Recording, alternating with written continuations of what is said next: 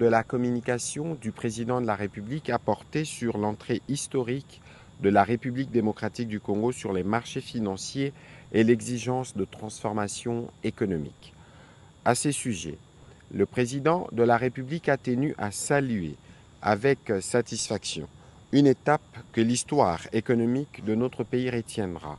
la réussite de la toute première émission de rebond par la République démocratique du Congo.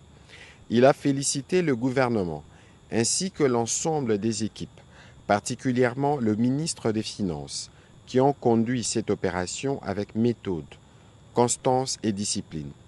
ouvrant ainsi à notre pays, dans un environnement international incertain, les portes d'un espace où seuls accèdent les États dont la parole financière inspire crédibilité et confiance. Car en vérité, ce que les marchés ont souscrit, ce n'est pas seulement une obligation financière, mais une promesse, celle d'un État gouverné avec un ordre, prévoyance et responsabilité.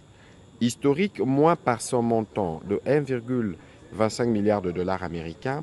que par ce qu'elle consacre l'entrée de la République démocratique du Congo dans les cercles exigeants des nations qui se financent sous les regards de marchés internationaux. Cette émission, souscrite plus de 4 fois, traduit une avance de confiance. Le président de la République a insisté dès lors sur un impératif non négociable, la mise en place d'une capacité de remboursement crédible et anticipée. Des provisions annuelles devront être constituées avec rigueur et une gestion transparente de ressources mobilisées devra être assurée afin que chaque dollar engagé contribue directement ou indirectement à générer les moyens de son propre remboursement. La dette ne soutenable que lorsqu'elle finance la création de richesses, ces ressources ne constituent pas une marge de manœuvre politique,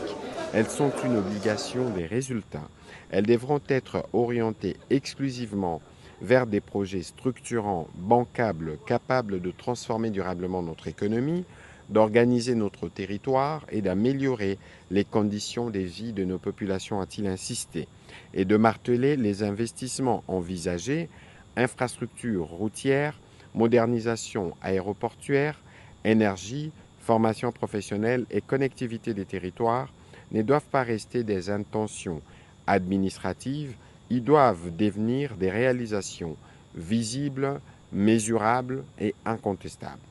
À cet effet, le président de la République a engagé la première ministre à mettre en place une commission interinstitutionnelle chargée d'assurer les suivis rigoureux de l'exécution de ces investissements. Cette commission comprendra notamment les ministères en charge du plan des finances et des secteurs concernés, ainsi que les représentants de son cabinet. Le ministre des Finances a été, lui, instruit de garantir une traçabilité irréprochable des ressources mobilisées et de mettre en place un dispositif de suivi structuré, accessible et opposable dans le cadre de la dite commission. Enfin,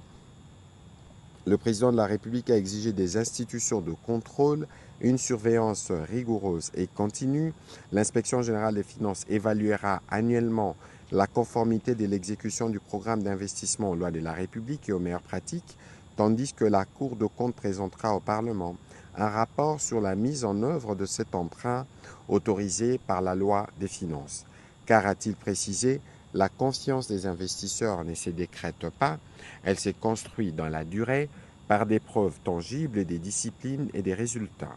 À ce titre, le gouvernement présentera trimestriellement au Conseil des ministres un rapport structuré et vérifiable, validé par la commission précitée, portant sur les niveaux d'engagement de fonds, l'état d'exécution physique de projets, les résultats observables sur le terrain, ainsi que les écarts constatés et les mesures correctives engagées. Au deuxième chapitre du Conseil des ministres de ce jour,